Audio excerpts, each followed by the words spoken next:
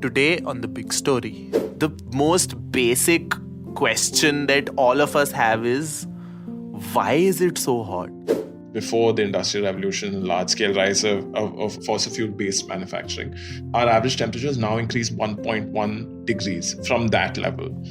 Before we begin, I have to tell you, Prateek, you have to promise me not to make any hot and heat puns. No. Which I know is going to be very difficult for you. This is not how it works on this show. What exactly is a heat wave? Number one. Number two, how is it just different from कि आज गरम दिन है? There is at least hope that they would care more about climate change as being like a, important mudda, as they say.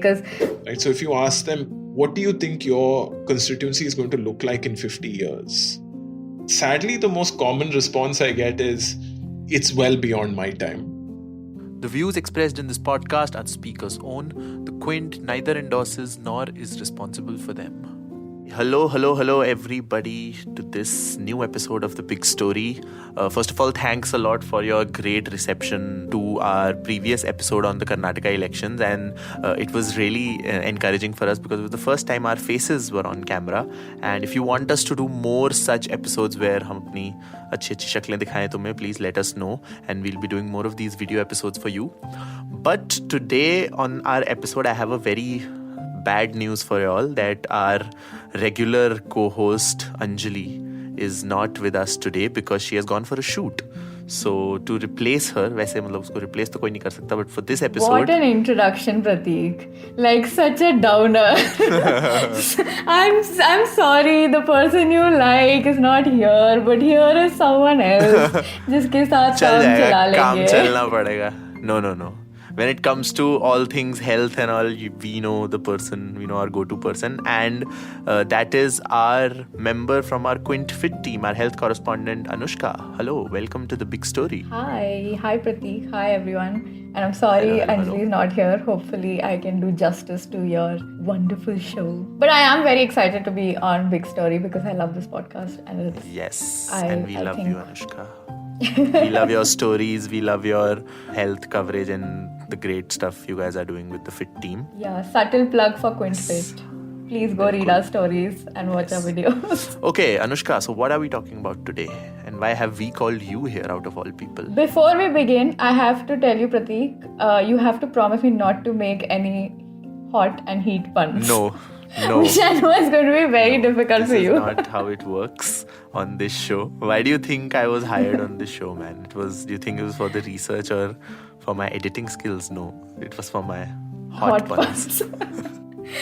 Yeah, so leaning into that, we have a hot topic for everyone today. Yes. We're going to be talking about heat waves and heat in general. I think we've all been kind of feeling it. So anyone who's listening to it right now probably can hard relate to what we'll be talking about, what we're experiencing. Of course, like a lot of us are very privileged to have, climate controlled environments where we can say it's not the same for everyone. So where are you right now, Anoushka, and how's the heat over there? I am in Manesar, and it's actually not that hot today. Yeah, yesterday. Again, because of climate change, we had a very unexpected storm, rain and stuff. But yeah, I mean the daytime right now it is kind of getting hot though. So very unexpected. I know. I was about to go to office today, but then I was like, not possible, yaar. 9 बजे के बाद निकल ही नहीं सकता मैं घर से बाहर. Where are you? You're in Noida? I am in Ghaziabad, close to Noida. Okay.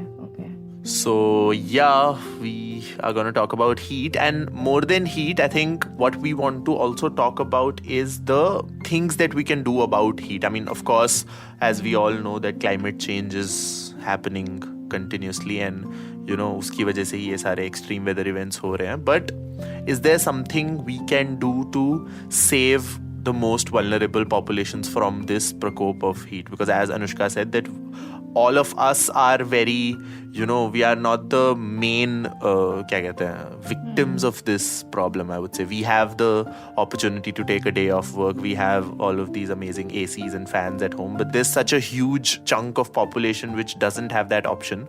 So what can they do? And, what should we do as a society to sort of help them tackle this problem of heat, right? Yeah, I mean, more than just helping them, I don't know, that sounds like a very patronizing kind of a stance to take. Yeah, it's just true. for all of us, right? Like in the last few years, I feel like we've been a lot more aware and a lot more cognizant of the way heat really affects us and how kind of sinister and how silent the effects can be. Yeah.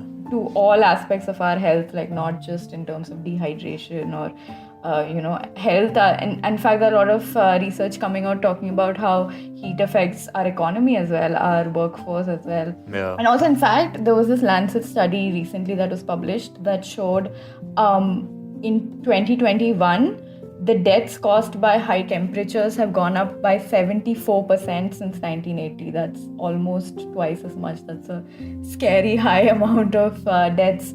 I feel like slowly it's creeping into everyone's consciousness that it's not just like hot climate, it's not just part of our Indian summers as we call it. It's an actual problem that we need to kind of think about. Also, what we've been hearing in the past 10 years at least, jitna mujhe yaad hai, news about heat and a particular day being the hottest day in the last 50 years, 100 years, all of that is so rampant that it's almost like we are not surprised anymore. एक time पे ऐसा होता था कि कभी कोई hottest day होता था तो it used to be such a big news और हर जगह आता था, but now it has become so common that every year it's a record breaking day, and especially in a place like Delhi जहाँ पे बहुत गर्मी है clearly. So, but also, like, I just want to tell all our listeners, the episode is not just going to be us faffing around talking about we can do this and that. We'll have an 100%. Actual expert. तो फिर 1 घंटे तक रोते ही रहेंगे हम अगर if it's gonna just be us. अरे यार इतनी गर्मी है ये. And when we're talking about climate solution, also heat action plans you're going to hear a lot of heat action plan through the heat episode. Action plans. But it'll come from someone who actually has some authority in the subject and not just us. So before we talk about our expert, I just want to talk a bit about these heat action plans, because first of all, I didn't know that something like that existed or needed to be there. Matlab, heat is like heat, garmi hai. Exactly, because even any kind of like communication that we get from the government also, or any like authorities, health authorities, it's always very personal about what you can do. Okay, drink water, stay indoors, stay hydrated, have nariyal pani, which is very expensive these days. But I didn't even know that there was any kind of planning at an administrative level for heat waves. Yeah, and it's so interesting that all of these new kinds of plans have crept up. I mean, we shouldn't have needed a heat action plan. No, I mean, I feel like we should have had it sooner also. हाँ, मतलब in the light of events, but I'm saying कि तो जरूरत ही नहीं पड़नी चाहिए थी ना, ideally तो heat action plan की. But वो तो मतलब it has been since the 90s, not even 90s, since the 1900s it's been projected like heat is going to keep increasing, climate change is the thing. So honestly, we should have been prepared and we should have like a better plan, but... Talking about having it too late, the India ka heat action plan, like the first heat action plan in India came only in the 2013. Wow, I'm not even surprised. So it's just a decade old. It's a decade old, that's it. So the concept of heat action plans in India is a decade old, and that happened in Ahmedabad after the 2010 heat wave. Yeah, in fact, that kind of brings me to urban infrastructure. And when we were kind of talking about this episode, preparing for it, as I'm sure you have as well, I went through a lot of research papers, heat action plans, and somewhere central to all of them is urban infrastructure and the small things that we do in the way we build our homes, in the way we build our cities, constructions that really impact the way we experience heat waves and the magnitude of them that we normally wouldn't even think about, that it could be connected. So who do we have to enlighten us about heat? So we have a very special guest. Who's our hot guest of this episode? Oh my God, Prateek. I almost thanked the stars that you didn't make a pun, but there it is. So our very special guest is Aditya Pillai, He's a researcher with Center for Policy Research, and he has been working in the field of heat action plans. In fact, he co-authored a report recently, which was published by CPR India as well, on reviewing 37 different heat action plans in Indian cities and towns.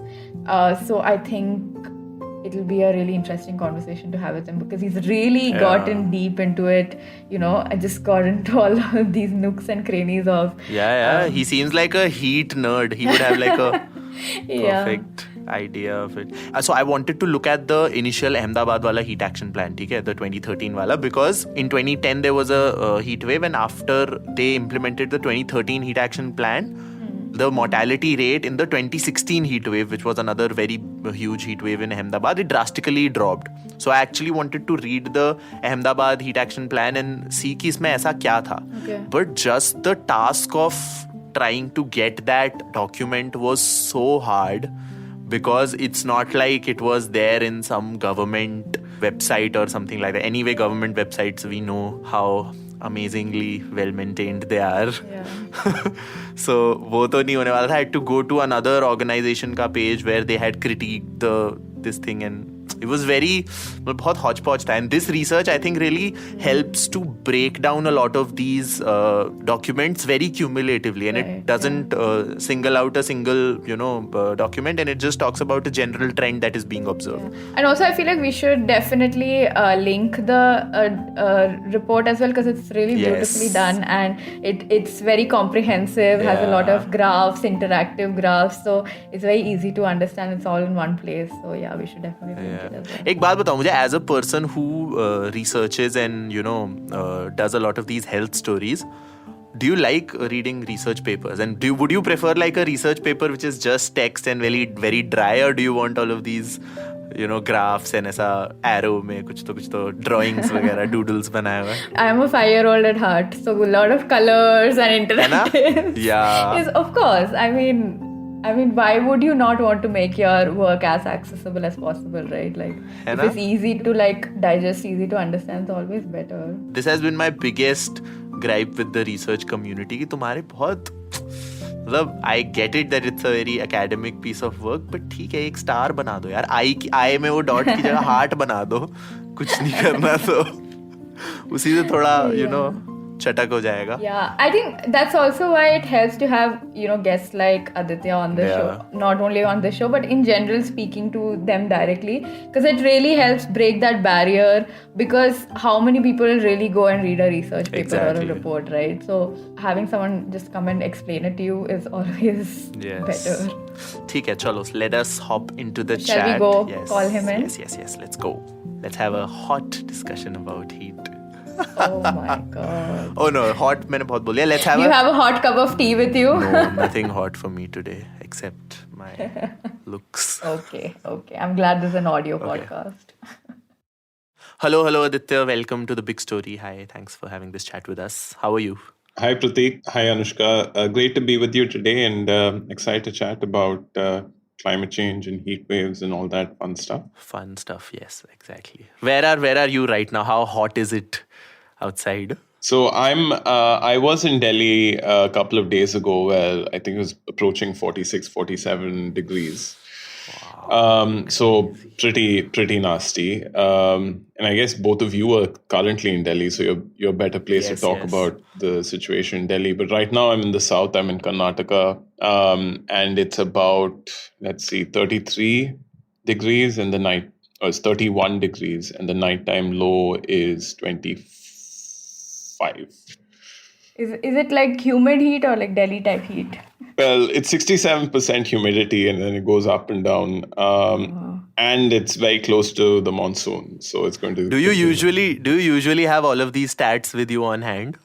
As a researcher, ki hamesha night low, because you were very specific with it. Low, high, humidity, everything is on point. I keep an eye. I mean, I think one of the byproducts of being in this kind of climate change space is you start looking at these things quite a bit. And unfortunately, I have a watch with a temperature sensor, local temperature sensor. So I'm constantly putting this watch on like various surfaces, trying to get a sense of like what the actual temperature is. So if you put it on a motorbike, for example, you'll get a temperature when it's on the road and running, you get a very different temperature from the IMD temperature gauge.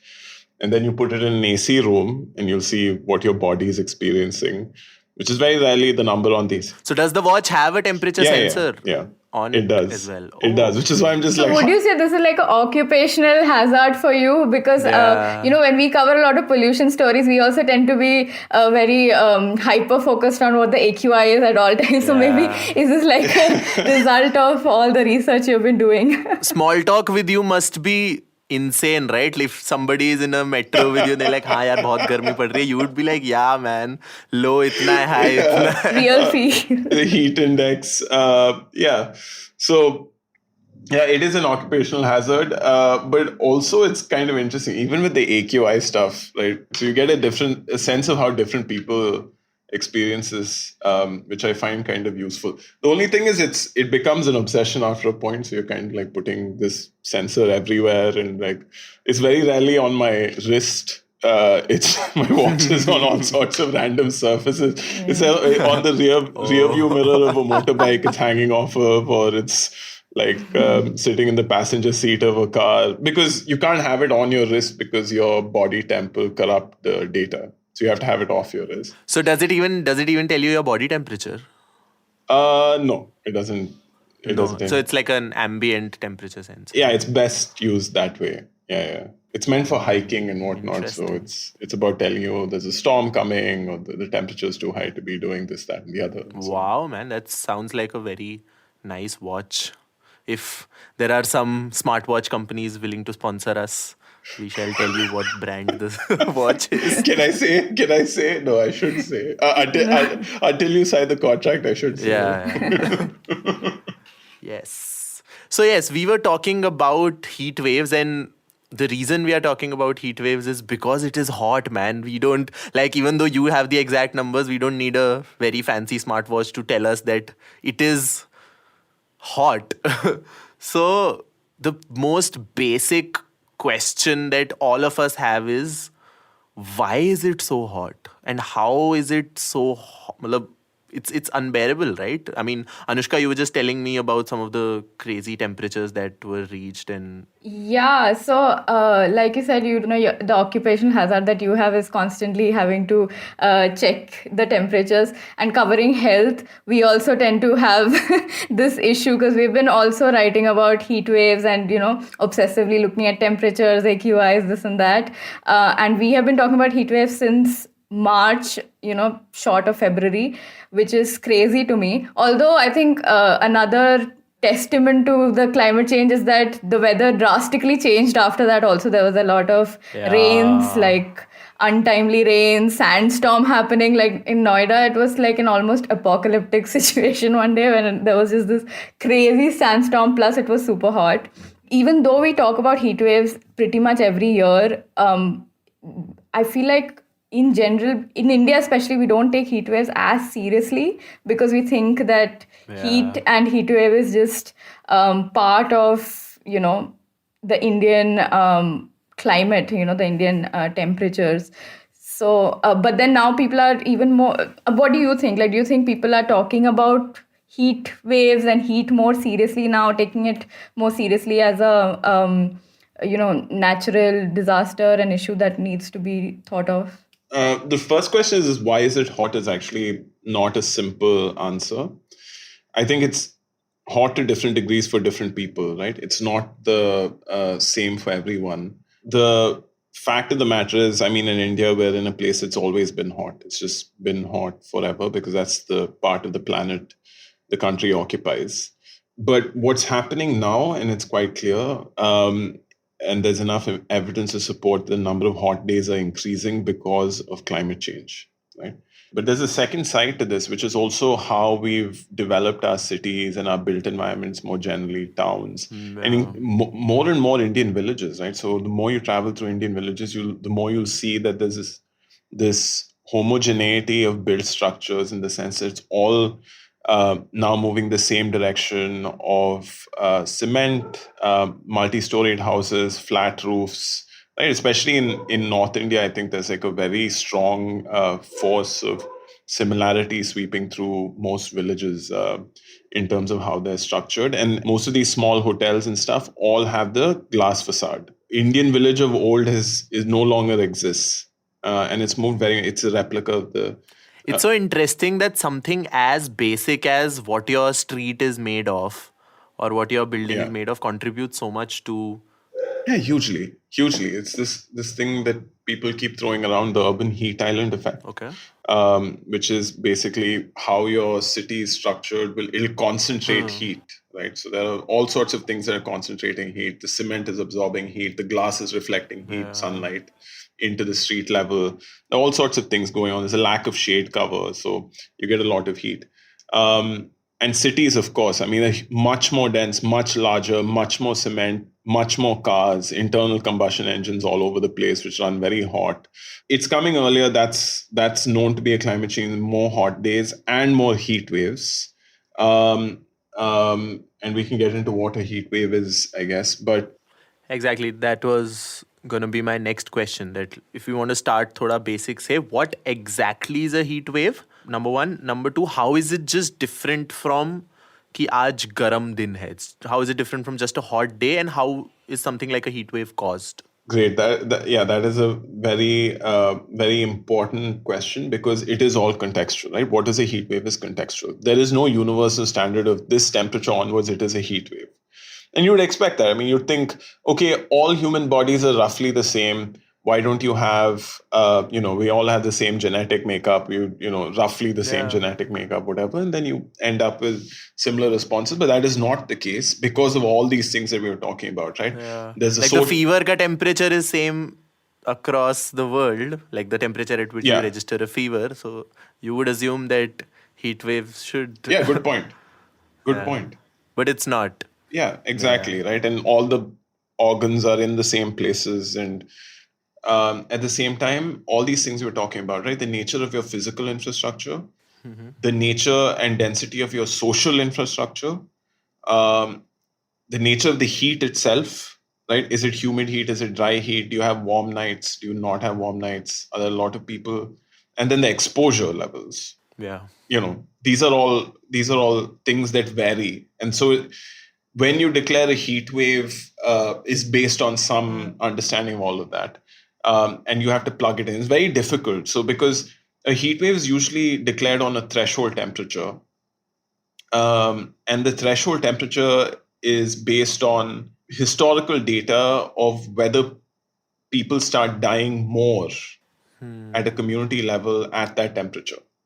Right? Okay. So if you get a difference in temperature, if the temperature goes from say 36 to 37, and you know that there are 1,000 more people dying between these two temperatures, then you should probably set it at 36 or 36.1 or 36.2, depending on where the deaths start spiking. So you're saying it has more to do with the effect this heat has on people rather than the heat itself. So matlab temperature chahe kitna bhi pahunch jaye, as long as it only registers as a heat wave as soon as it starts affecting the community at a mass scale. That's right. So what you're actually testing for when you set a temperature threshold like that is it now exceeding the adaptive capacity of that community? So you're baking in, all the information that people's grandmothers and mothers gave them about how to deal with heat, all this information about their exposure, all this information about the kind of built environment they're in,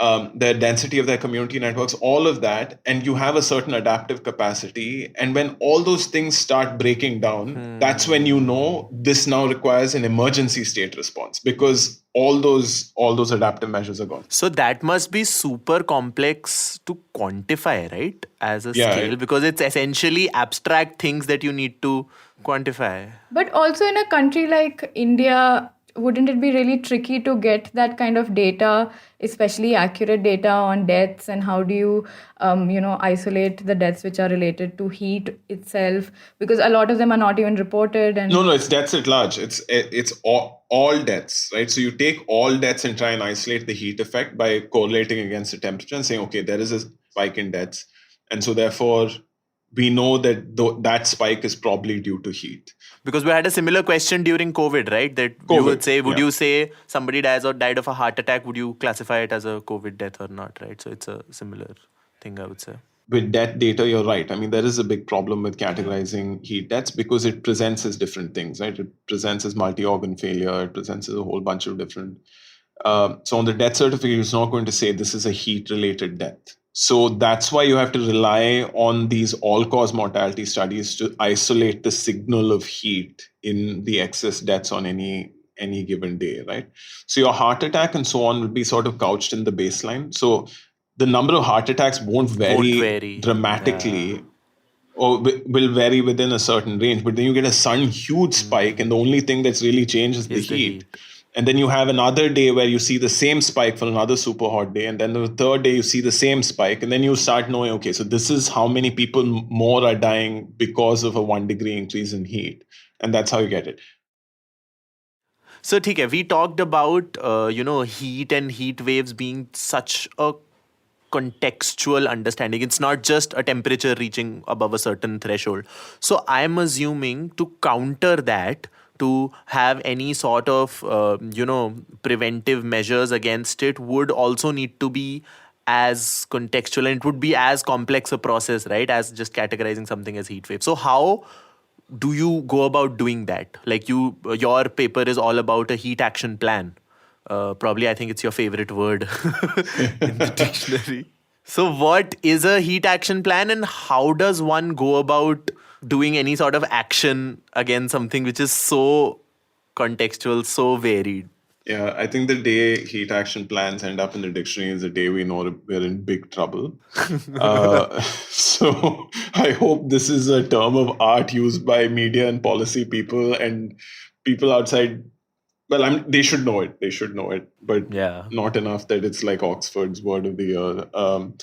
So when a heat wave is declared, these are guidance documents that governments develop at a local level. So say at the city level or at the district level, and they'll try and determine what the temperature threshold is for the heat wave, like we just discussed, and then a set of measures to prevent the loss of life. So they'll have an information dissemination system where they'll declare a heat wave and tell people this is a heat wave, this is the color of alert, so it's a yellow alert, red alert, whatever. And this is, very similar to what we've seen with, say, cyclone warnings and flood warnings in some basins in India. Yeah. And it'll encourage people to take a set of precautionary measures that allow them to save their lives.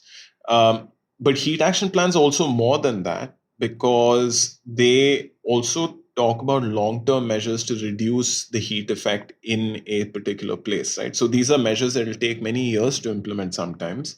That takes time to do because there's land planning and investment and all of that. If you want to build trees, and trees are really some of the best ways to decrease the temperature. And I think anybody who moves from a city to a very shaded park area nearby, there's a park on the side of the street or a forest, and you'll immediately feel the decrease in temperature. 100%. Yeah. But that takes 20 years sometimes to do, right? So there's a bunch of long-term measures. If you want to change, like we were talking about earlier, change the nature of your buildings. Housing, That requires a policy intervention, that requires some sort of subsidies, that require training of architects, that require a whole bunch of things, and all those things take also time. That would require going through so much of bureaucracy and like a plan to just get through all of that, what clearances need to be taken. So it's and it's also, it's not just that, it's also a change in mindsets and a shift in what's acceptable, a shift in aesthetics. All of those things have to change. Also holistic planning, right? It would require holistic planning where a lot of different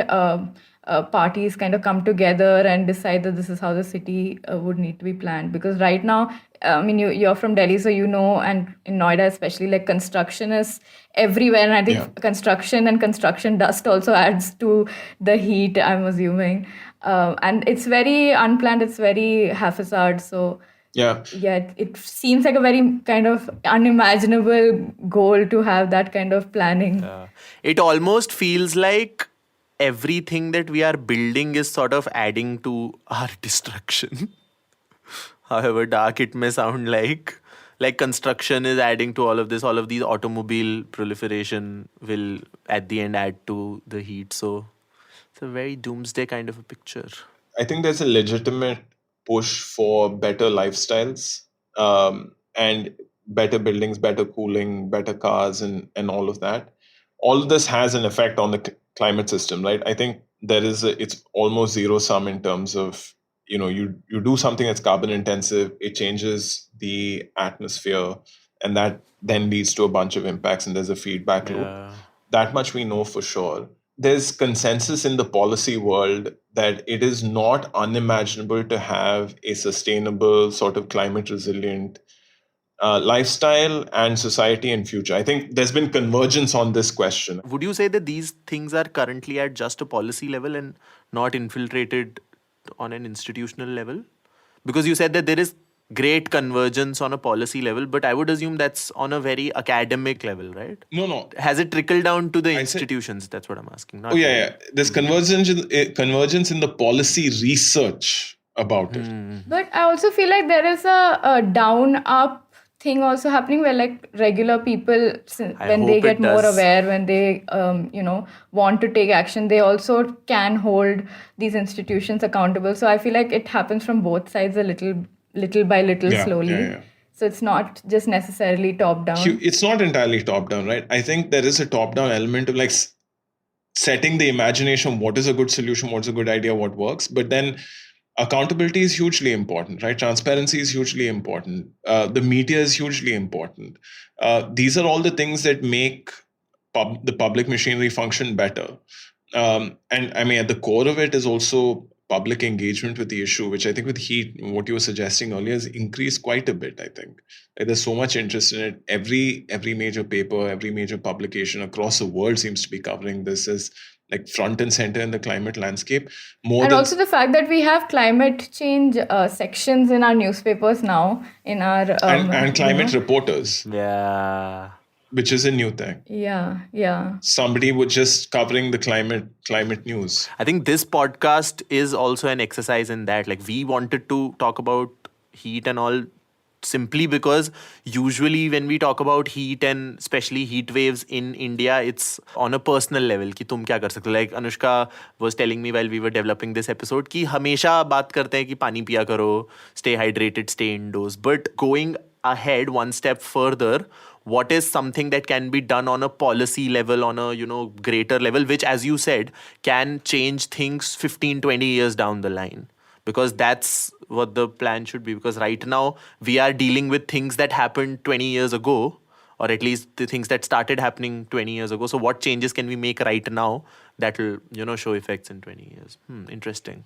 So I actually, that kind of reminds me, I wanted to ask also, we constantly hear about this 1.5 degree Celsius threshold that Earth is likely to cross soon. So what does that kind of mean? What does that mean for the population? Current average temperature rise from pre-industrial levels, right? So that's the peg in climate policy. That's the peg everyone uses because that's before fossil fuels were being burnt in a big way, before the industrial revolution and large-scale rise of fossil fuel-based manufacturing.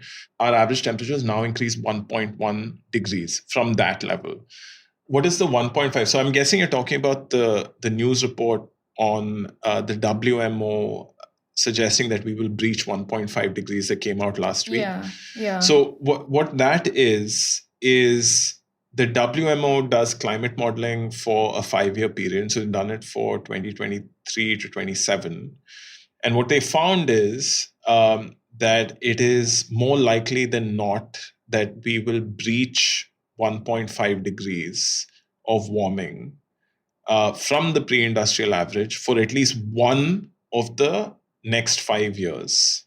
However, it's very important to note that this 1.5 threshold that they are suggesting is temporary, and it's based on a set of climatological factors such as the El Nino effect and all of that.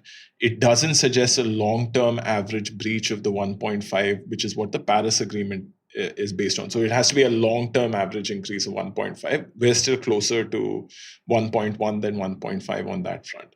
But it's psychologically important that in extreme climate conditions, you will get extreme rises in increases in heat and all these other effects, such as more heat waves and so on. Yeah. So it'll at least shift our thinking from the climate is changing, like the climate will change and climate change say leke it Has changed. changed and it has been changing. So yeah.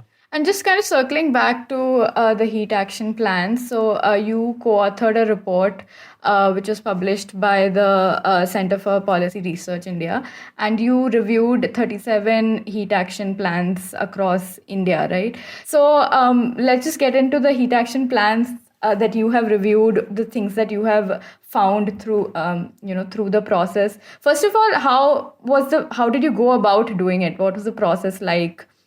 How did you get access to a lot of these documents and the plans and so forth? The first thing was actually to build a database of heat action plans because there's no central repository, right? Heat action planning happens at a hyper decentralized level. So different cities, districts, states will have their own versions of it. And all of this is ideally supposed to respond very much to local context, right? It's supposed to respond to who's most vulnerable, what sort of heat they have. We were discussing temperature thresholds and mortality. So what sort of mortality numbers they've had historically, and all of those things.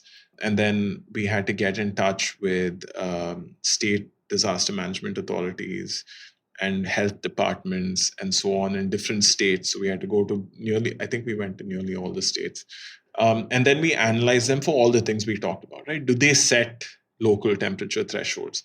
Do they talk about humid heat or warm nights and all the other things that matter beyond just the absolute dry temperature? Do they have vulnerability assessments where they actually look at their city or their town and figure that the most vulnerable people to heat are here, in the sense that these are the people who are most exposed, for example, such as, migrant construction workers or gig workers who are, on their motorbikes all day, or traffic cops, or people who are inherently vulnerable because of how their bodies are. So elderly people, pregnant women. Yeah. And then we also try to understand what sort of solutions they're proposing. And we talked about some of them, long-term, short-term, what kind of things do they bake into it. And then we finally built a set of indicators around how implementable these are, right? So are they financed? Do they have some sort of legal backing? What kind of review mechanisms do they have? What kind of learning mechanisms? Because heat action plans are supposed to be updated constantly. It's not like you have one plan and use it for 10 years, because all these parameters are changing. Migrant populations might move from one neighbor to another. One neighborhood might get gentrified and other neighborhoods might fall back on harder times. So you have to map all of these things constantly. And also you're getting new data about the solutions you implement, right? What I'm painting is a picture of a pretty complex document. The solutions in the middle that I talked about are across pretty much every department. Yeah. Right. So it's water, sanitation, urban development, housing, public health. All of these departments have to coordinate in the implementation of a heat action plan.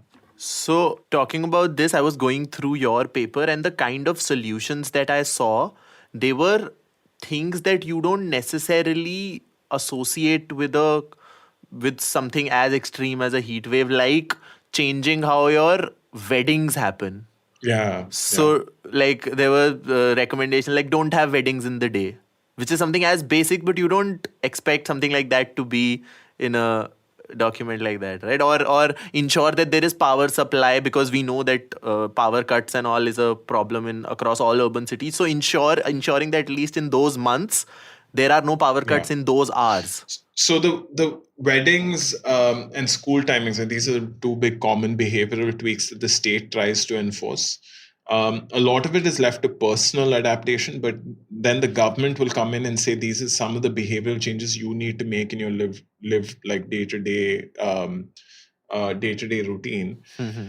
But the most important one and the hardest to implement is probably having a moratorium on work during extreme heat hours, so between 12 and 4, 12 and 5, because that is a direct confrontation between the people who are working, so labor, and the people who own the capital and are building buildings and building, so this is a direct confrontation. So you need to create systems and institutions that allow for those differences to be papered over. So your paper was essentially like a comparison between all of these heat action plans, right? So looking at the problem definitions, the solutions that were supplied, and all the other factors. is there a particular document that you found which was a good document, essentially, which was something that Or like a fared heat action plan that really seemed to work well. which fared well in all the departments अच्छे से. What would you, if there was like a award season as an Oscar of heat action plans, I'm sure you would have had that in your mind. What would be, who would have the best heat action plan No. trophy? So this is actually a good moment to make a plug for localization of heat action plans, right? Because we went in very much with the mindset that we cannot and should not be passing judgment on a heat action plan, because the whole mantra of this thing is that it has to be built around the local effects, the local population structures, the availability of resources, so on and so forth, right? A good heat action plan is a strategic heat action plan where somebody sat through and thought through, this is what I have at my disposal, this is the problem, these are my constraints, this is what I can do. So if that's a one-page document that is super bare bones, that's fine, right? But what we try to do is try and make sure that a certain set of bare bones necessities of doing the vulnerability assessment, of making sure you have some level of financing, those things were checked, right? But there were some that had good elements to them, right? So, for example, the Bhubaneswar heat action plan, I think the Rajkot heat action plan had vulnerability assessments.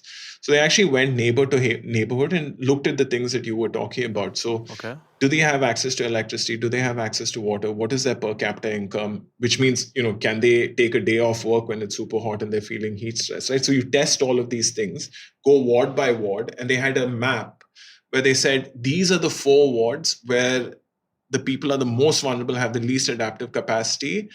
So direct all your resources there, or most of your resources there.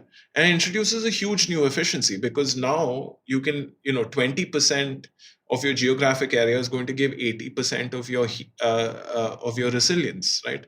And probably 80% of your life saved, which means it's much, much, much easier to implement. Now it's gone from a city plan to being a 4-ward implementation plan with city-wide effects. And then those wards might also have their very hyper-local things that can be accommodated, right? Yeah, exactly. So if you're scrutinizing these wards a little bit more, you'll get a different flavor of what the heat vulnerabilities are and how to deal with them, say street to street, or sometimes even household to household, right? I mean, that's in our imagination, that's how far you could go with having like really specific heat responses. Which comes back to this idea of like testing the temperature in all sorts of different places, because literally it changes based on like what your roof is, where your window is, this and the other, right? Heat action plans are generally unfunded, so only 2 of them explicitly stated where they could get their funding from, but they were quite creative about it, right? So they were saying, okay, there's finance commission, so they have a little bit of money. There are all of these state schemes that we can draw on. So it's 2 or 3 of them that made those linkages. I would assume that some allocation might be, made from the state government or the central government. Is that not a thing for heat action plans? No, so we didn't find instances of dedicated funding for heat action plans in any of the 37. So it's not like they came with, okay, here's 100 crores for 5 years and now implement all of these changes. It completely changed the complexion of this, right? If you're changing your built environment, changing your streets, changing how you plant trees and all of those things, and you had an allocation, then there's a much higher chance that it get implemented. It's not a guarantee, but there's a much higher chance. Here, most often, in 8 of the 37 plans, we found that they were implementing line departments to source funding from their existing budgets. Which is a tricky thing, because a lot of governments and a lot of departments don't have the money they need to implement what they need to implement, right? This is a constant problem in local government across the country. Some states are better off than others. But now you add this completely new multi-sectoral policy problem like heat into the mix. And here's a heat action plan, which, by the way, most of them didn't have any legal foundation. So it's not like they were notified under a law. So wait, what do you mean they didn't have a legal foundation? Matlab, it wasn't enforceable? Yeah, so a lot of times a policy or a plan will be notified under a law. So a law establishes what the government is supposed to be doing. And then you have a policy or a plan that is giving effect to the objectives of the law. And that becomes enforceable also because it is the law of the land. And if you don't do it, you're essentially in violation of the law. Exactly. But a lot of climate policy also operates outside, and a lot of policy in India and across the world operates outside the ambit of law, right? It is just within the executive branch of government, is how the executive branch of government is operationalizing their policy objectives. So in this case, it's heat. EVs, for example, a lot of times don't come under laws, so there's a variety of different policy approaches that are followed. And you're saying a huge chunk of these heat action plans don't have a legal foundation. Yeah, we didn't find any. I think there were 2 after our study, 1 or 2 after our study that we heard had made the effort to notify themselves under the Disaster Management Act. That's one thing that was universally missing. Finance is one thing. Some heat action plans made an effort to do, but that's still a very early stage conversation. We need to figure out financing for heat action plans. It is a complex policy problem. Doing vulnerability assessments, figuring out temperature thresholds, getting the mortality data, all of them did differently. So on the mortality data fronts, a couple of them actually established reporting mechanisms for local hospitals, primary healthcare centers, etc., asking them to send upwards to the state capital mortality and morbidity data for heat. So they're trying to establish this kind of backbone of data reporting. So it's happening in different places, different levels. So there were good elements from all of this. And I think the question is, can you get all heat action plans to have these good elements baked into them? Because not all of them have it, right? So can we get all of them to be thinking about these things? And then localize the measures, localize your response. And also, I mean, heat action plans are fairly new in India, right? Like you said, like a decade old or so. So have there been heat action plans in other parts of the world which may have, acted as inspirations, or where we have seen the effects of it, what works, of course, like you mentioned, we've been talking about it. It's very contextualized, like it depends on the context a lot. But what is it like in other parts of the world? Has it been implemented successfully? So here are a couple of common trends, right? Financing is a problem across the heat planning universe. I mean, a lot of heat action plans, very few of them actually have significant dedicated resources. And generally, we found that in a few places where there have been significant heat deaths and there's been a major heat wave death event, they're more likely to build out a little bit of financing, especially for the public healthcare side. May or may not do it for all the other long-term measures, but at least for public health, ambulance capacity, making sure there are cooling centers and stuff, there'll be emergency allocations. But in general, finance is a problem. Most of these heat action plans are also soft in the sense that they don't have a hard legal foundation. They're not notified under law. Even internationally. Internationally, yeah. So this is a global question, and some in Europe and other places have made the effort of doing that. The third element of this is, in terms of institutional structures, a lot of countries, by lot I mean 8, I think at current count, have this institutional innovation of a chief heat officer that's supposed to actually coordinate all of this. Sounds like a pretty cool designation, chief heat officer. Yeah, I think Brazil has a heat officer. I remember reading about this at some point. I think at present there are 8 countries, and I think all of them are women, which is very, very interesting. And probably lends a very, very different approach to vulnerability and understanding vulnerability and so on. So some of the things I think globally we can learn from. And of course, a lot of them do vulnerability assessments at very high degrees of sophistication, figuring out exactly where the most vulnerable people are and so on. So yeah. We talked about the different heat action plans you went through as part of your study. We talked about international heat action plans. I want to bring it back home and talk about Delhi. What is the situation with Delhi? Because according to a study done at the University of Cambridge, the entire city is under the danger mark when it comes to heat, right? In more ways than one, but also heat being one of them. Yeah. But Delhi doesn't seem to have a heat action plan. Greenpeace has written a letter to Arvind Kejriwal about क्या चल रहा है भाई? So a capital city like Delhi, which is the bedrock of heat waves, I think, and especially for us as media people, it is a problem that we cover almost on a daily basis. Like we see every day there are reports of heat wave alerts and people going through all of these problems in Delhi. But why do you think there is such big a gap where the capital city of a country like India, which has historically gone through such a huge problem of heat, doesn't have a plan in action? Yeah. I don't have a Delhi specific answer for you. This is something that when we started the heat work, actually, we wanted to start by testing the implementation of Delhi heat action plan, and we'd heard that it existed. And so this is a couple of years ago. So we went around looking for it, and then we found that there wasn't a heat action plan. We talked to people in government, and we found out there wasn't a heat action plan. We know that they have been thinking about it, and it's been in the works for a while, and there have been drafts that have been passed around and so on, but I don't actually know why it's not been released. At some point, I think they were thinking about releasing it with Delhi's climate plan, which has not come out. So it's an open question, and I guess it's something that obviously, as you say, needs to be done very quickly.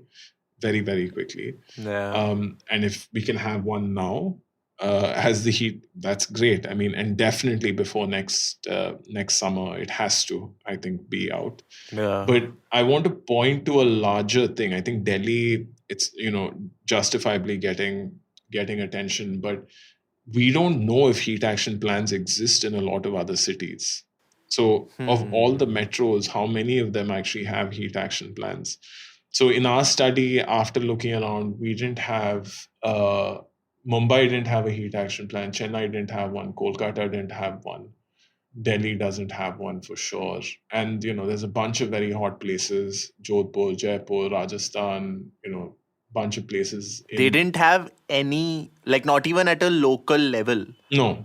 So when you say Delhi doesn't have, or Jodhpur or Bombay doesn't have a heat action plan, it's like there is no plan that we were able to access. Let me put it that way, right? So we don't know what exists because we had, like I said, we were building the first repository of heat action plans in the country. And this is based on just like going to people and putting things together. Jodhpur now has a heat action plan, and a very good one in the sense that it has a very good vulnerability assessment. So it has like a very detailed methodology on that. But the problem here is we're in a policy space where the problem is amplifying and ramping up so fast that you don't have the traditional timelines that it would take to have a policy spread, right?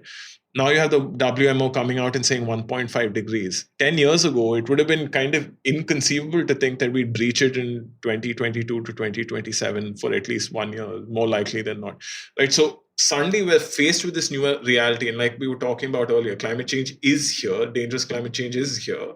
And so now we need a huge collective response. So the traditional timelines and steady state rhythms of policymaking need to be amplified very quickly. That's the reason we have coverage problems. Okay, interesting.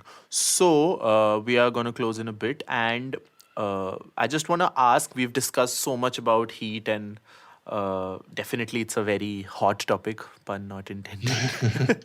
Or intended. But what can people like me and Anoushka do about it at the end?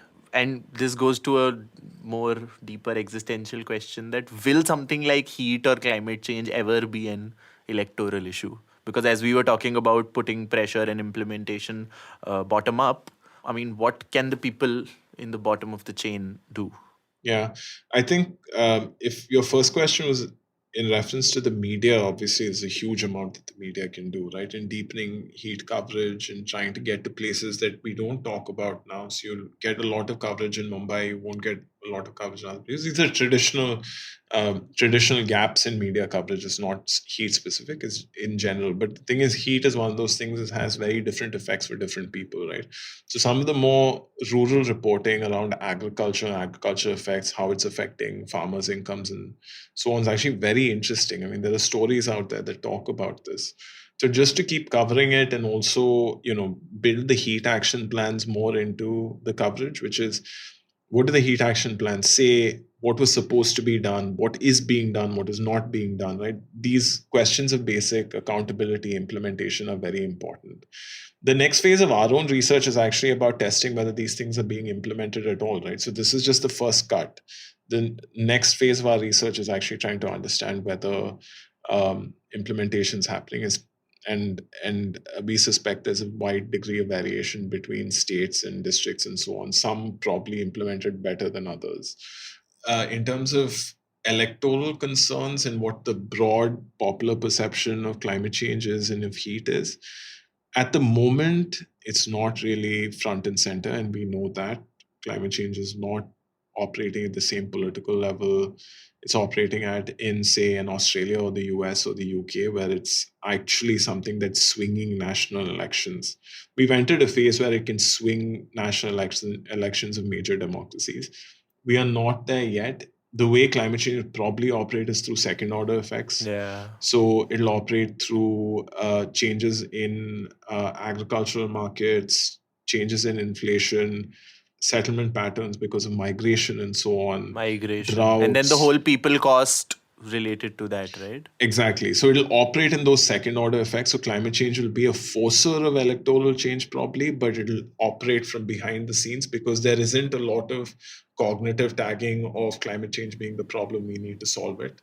Yeah. Then I think you'll start seeing heat action plan implementation be more electorally salient. So you'll have like this patchwork of areas of the climate policy universe that are electorally salient. And then you'll have a bunch of things that are too technocratic and people don't really care about. But I have a feeling in India, it's going to be more focused on adaptation and impacts and resilience rather than on decarbonization. Because decarbonization is almost a luxury to a lot of people, right? Like they don't have real choices of like, do I choose an EV versus a internal combustion engine? It's about, I will use anything, including a second, third hand scooter to get my kids to school on time and then get to work, right? So it's about graduating from a cycle to a scooter. It's not really about graduating from a car to an internal combustion car to an electric vehicle. So it'll probably all be on the impacts and resilience side. Sometimes I just feel like whenever somebody comes around my locality to do their party campaigning and I'll just get them inside and be like, what are you doing for climate change? How will you ensure net zero in this mohalla?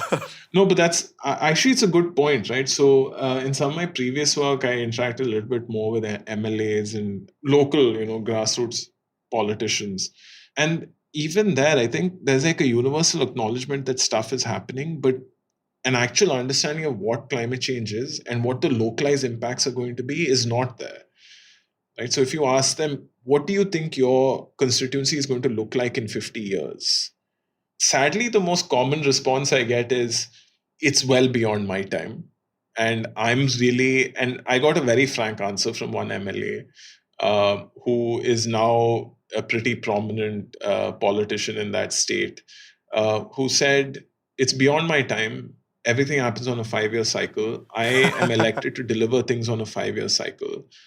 If you're expecting me to make political moves that incur benefits well beyond the time I'm in active politics, at the cost of things that actually are about the next election, then that's not really a good use of my time or resources. So it's about these... And it won't be in their best interest to think about... Yeah.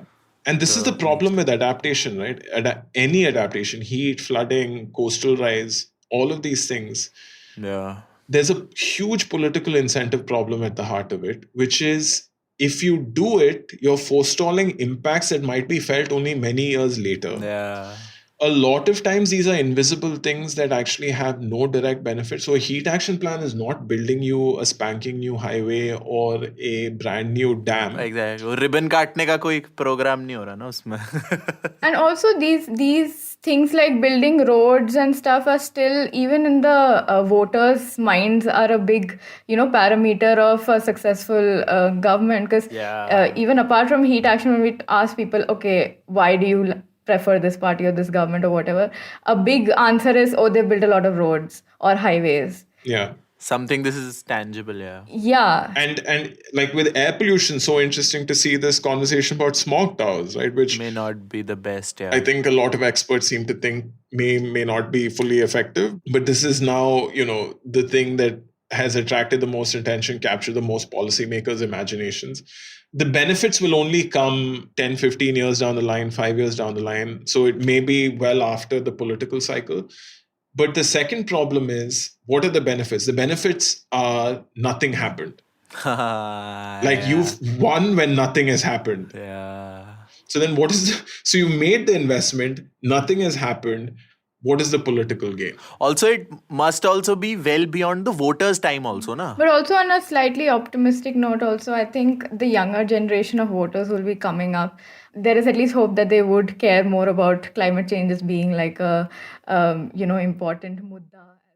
Because I did a couple of stories with a lot of these young climate activists, and it's quite refreshing to see. I mean, maybe it's their age, but it's refreshing to see how passionate they are and how much they, want to take action, and not just in little things, but also big things like reaching out to their local ministers, reaching out to people who actually have the authority to make differences and hold them accountable.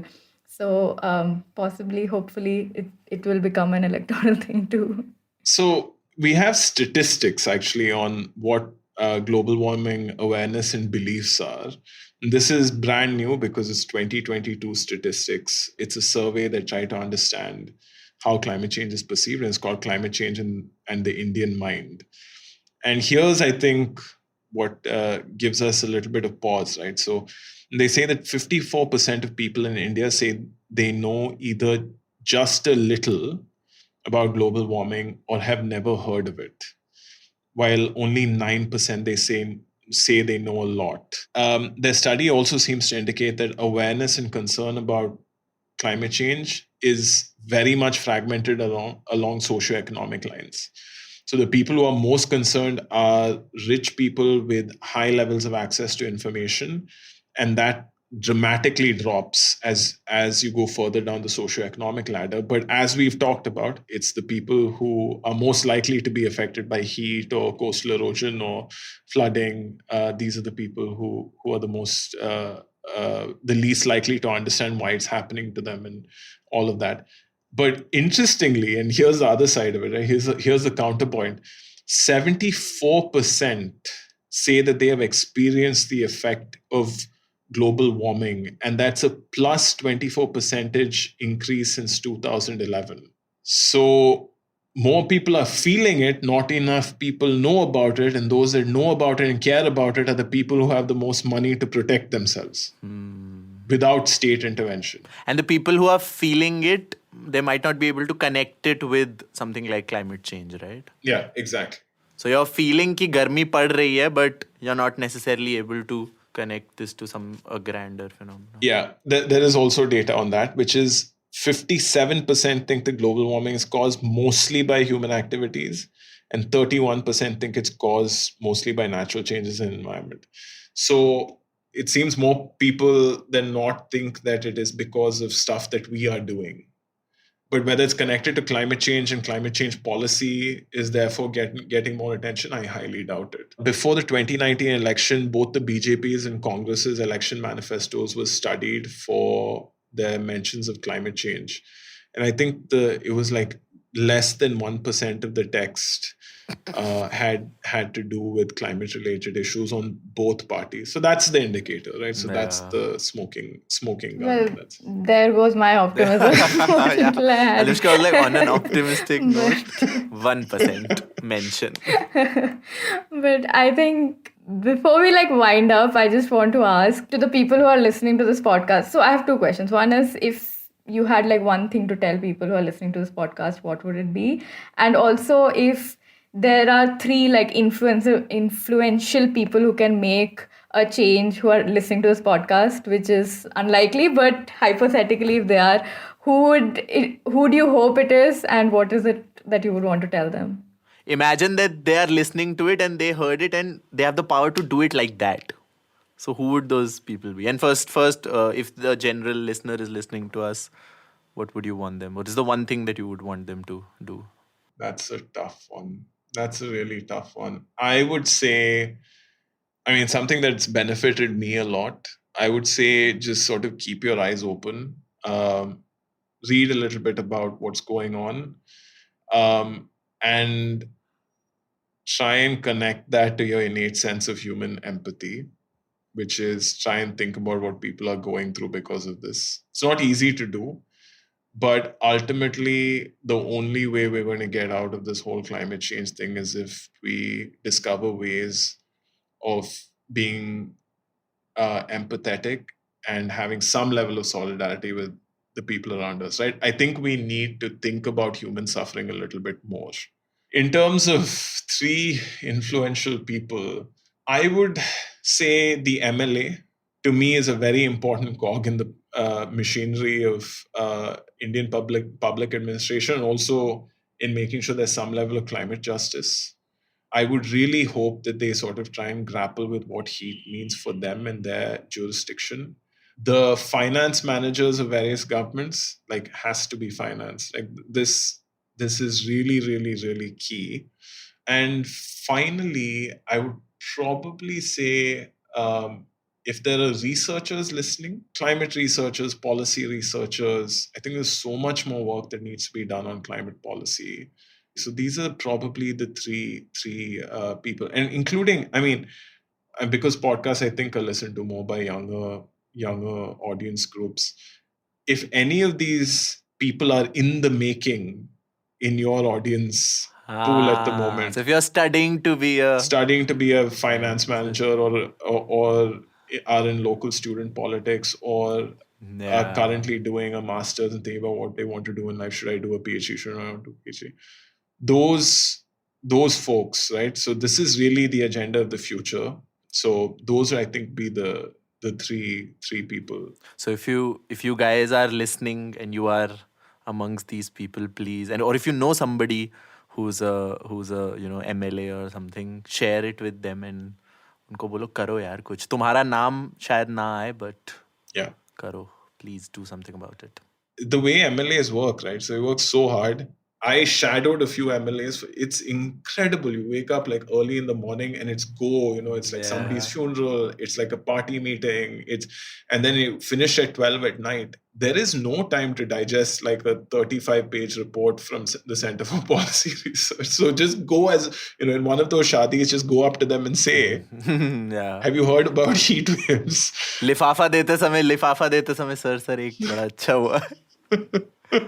Or also, I would say even more influential than in that case, than an MLA is an MLA's assistant. Yeah. So an MLA's assistant should listen to it, make all the notes, PAs बना के एक page के document में दो sir को. Or put it in a speech. Or put it in his speech. Well, thank you so much for being here today, Aditya. This was a very lovely conversation. But also, we were talking about heat waves and heat so much, but it was always on the back of my mind also, because for the last 2 hours, all the fans and ACs in my room has been off. So we've been feeling it firsthand, just how, bad it is.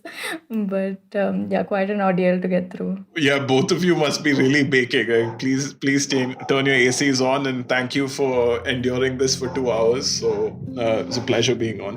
No, thank you so much. Nice. Thank you, Aditya. Thank you so much. It was a great chat. And Anushka, how was it? How first thoughts? Batao.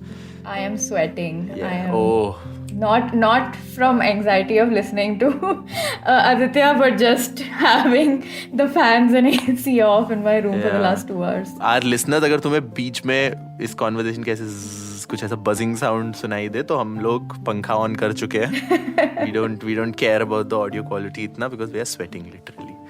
Yes. So Anushka, कैसी लगी ये बातचीत? Very enlightening. गर्मा गर्म चर्चा. Yes. Oh my god, you have to stop. Dude, I really liked his watch यार. मतलब his watch really मतलब काफी मेरे को बढ़िया लगी. But I feel like I would just get very paranoid if I had something like that. Like I would just keep checking exactly throughout the day like he does. Yeah. क्योंकि ये oximeter के साथ भी मेरे साथ हुआ था. COVID के टाइम पे when I got the oximeter, I would keep checking my oxygen levels. पूरा लगा के पूरे दिन लगा के देखे जा. So glad you mentioned COVID because even in our discussion, he drew a lot of parallels to COVID.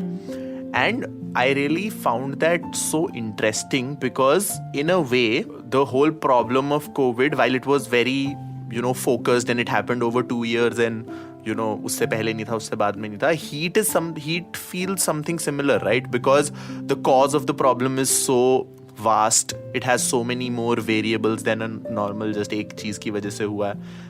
Then the people it's affecting is so again that's so differential. मतलब it's not affecting everybody equally, just as we were talking about during COVID. And then similarly the kinds of plans and the kinds of mitigation tactics that we had for COVID, heat waves के scene में भी मेरे को काफी similarity दिख रही है, where it's not a one size fits all solution. It has to be hyper local. His biggest critique actually of all the heat action plans was that there was a lack of definition of vulnerable groups and it being a very hyper localized model, जो कि same चीज मेरे को याद है हम लोग Covid के टाइम पे भी बात कर रहे थे. But don't you think it's interesting that COVID, even though it was like a very new virus to us, within like say 2 years, we were able to quite effectively isolate who the vulnerable groups are, how we can deal with it. We got like vaccines for it. Like there was a lot of action that happened really quickly. But with heat, I feel like, or just climate change in general has been an issue for, I feel like, a long time, and people have been talking about it. But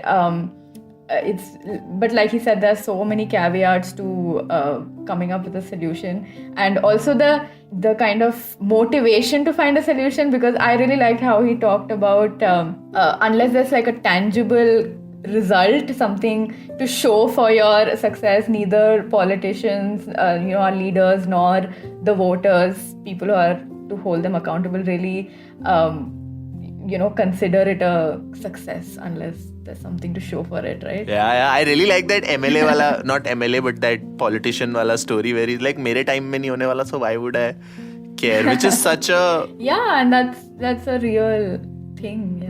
And also, I mean, towards the beginning of the episode, we talked about how urban infrastructure really plays a role in heat waves.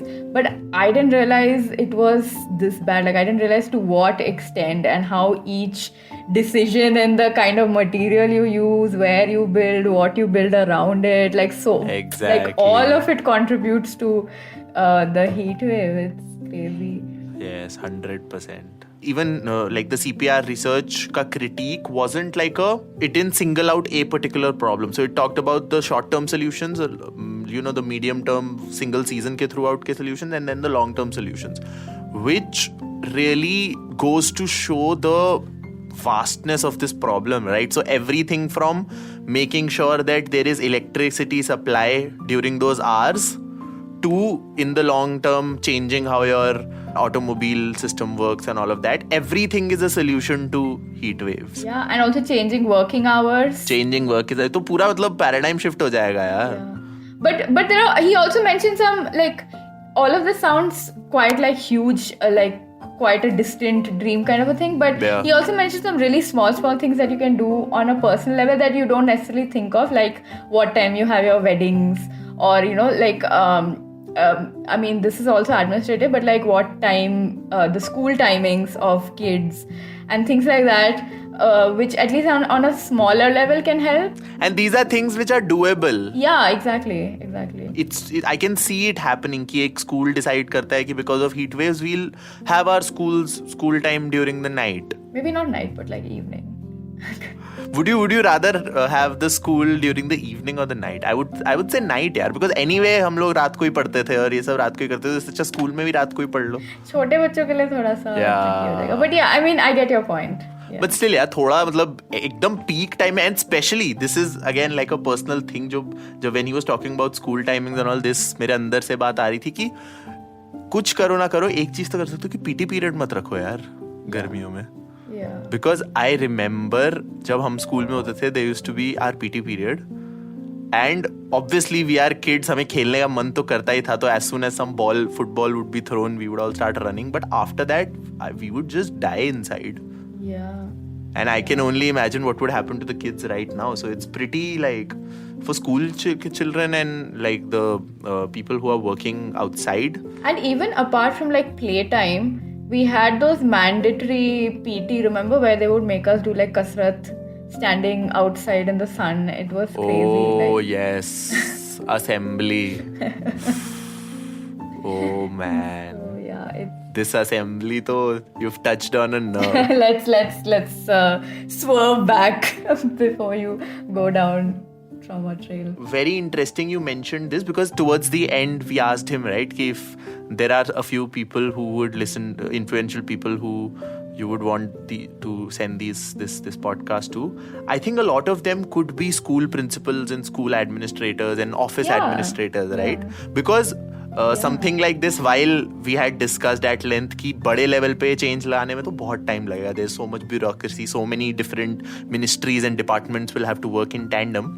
But छोटे-छोटे pockets में, छोटे-छोटे apartments में, छोटे-छोटे housing societies में ये change लाना, I think it will be easier. So I think I would want to direct this episode to people like that. मतलब जो Residents Welfare Association के presidents हैं, उनको भेजो ये कि भाई तुम अपने apartments में cool roof implement कर लो, या किसी स्कूल के प्रिंसिपल या ट्रस्टी को बोलो कि okay, tweak your timings and incorporate heat as a part of your daily thinking, at least during the heat seasons, right? And like do heat wave planning in their own like little capacities, right? Yeah. Like even if not at like a city or a town level, I mean, I think any administration can start thinking of heat action plans as part of their planning in general. Oh yeah, that'll be so interesting. Ab samjho, because like again, the biggest critique of all of these heat action plans was that it wasn't localized enough, right? What can be more nuanced and local than a heat action plan of a society or the heat action plan of a office building or of a school? Yeah, and in those cases, like the stakeholders are directly involved also, so it will be a lot more effective that way, no? Nice, yeah. That would be pretty interesting because I would be totally down to making like a heat action plan, let's say for our office.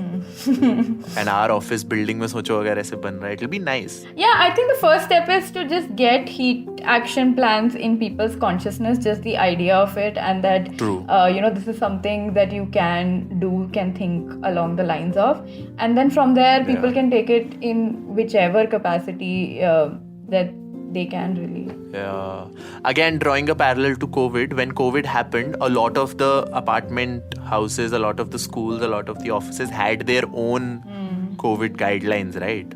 Which was, based on the bigger ICMR guidelines and all of that. But still, they were tweaked and adapted in their own ways. And this also reminds me of a previous Big Story episode that we did about the education system. Okay. Even there, our experts talked about how there is a need to give a lot of autonomy to the local bodies and let them decide the exact approach in which education system should be followed. So just because a state level body has decided कि तुम्हें इतने hours लगाने हैं एक lesson पे, it doesn't mean that every school has to abide by that, because some schools में some chapter will get done easier because the kind of children that are there, the kind of demographic is there, it's different. So a lot of these issues, I think, are, while they are specific to their fields, health, education, etc., similar approaches can help. Yeah. जो solution समझ आ रहा है, approach काफी similar लग रही है कि empower the local bodies and have them, support them. Again, another thing that हम लोग हमेशा बात करते हैं, fund them enough, which was also a point that Aditya raised. And then have them deal with the situation at a very local level. So I think that if there can be one takeaway from this episode, I think it should be that, right? One, as you mentioned, getting heat action plan in all of our vocabularies and, start thinking about them in a more policy level. And the other one could be just act local, right? And just be more conscious, like you said, be more conscious of your choices and how they impact. And I would even go as far as to say choices, not just in terms of, your choices when it comes to climate. I would even say your everyday choices when it comes to your politics. So the kind of leaders that you're choosing, are they climate conscious?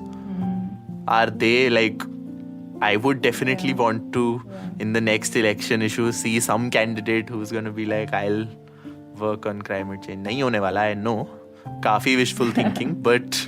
Yeah, काफी हमने यहाँ पे ज्ञान पेल लिया. But still यार, अगर ये होगा तो मजा आ जाएगा. Nice, interesting. और बताओ Anushka, what other stories are you working on? What can we see more from the Quint Fit team? Well, Fit keeps doing a lot of stories on health, mental health policy. We do also videos and podcasts similarly. Yeah, just keep an eye out for Fit and I'm sure you'll see a lot more heat related stories as well. So climate change. Oh, 100%. It's not like this problem is getting solved anytime soon. And yes, we shall be in the front, reporting as much as we can, making all of these conversations like heat waves, and we earlier had an episode about microplastics on the big story.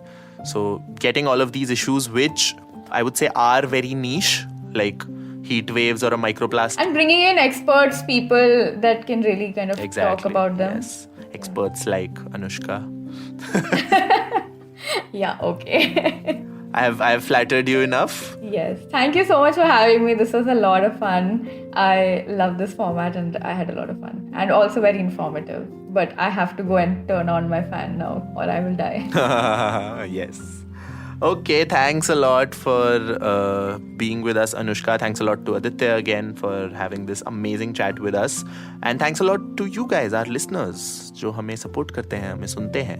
And let us know in the comments if you want to see and hear Anushka more in the future episodes, because she really likes this podcast. Please say only good things. Yes. And yes, this was Prateek. This was Anushka. And we'll see you in the next episode. Well, you'll probably see Anjali in the next episode. Okay. Who knows? Bye. Chalo, bye. The Big Story is a Quint original podcast, executive produced by Shelly Walia and Ritu Kapoor. This episode was hosted by Prateek Lidhu and Anushka Rajesh, produced and edited by Prateek Lidhu, and the theme music is from BMG. A special thanks to our guest, Mr. Aditya Pillai.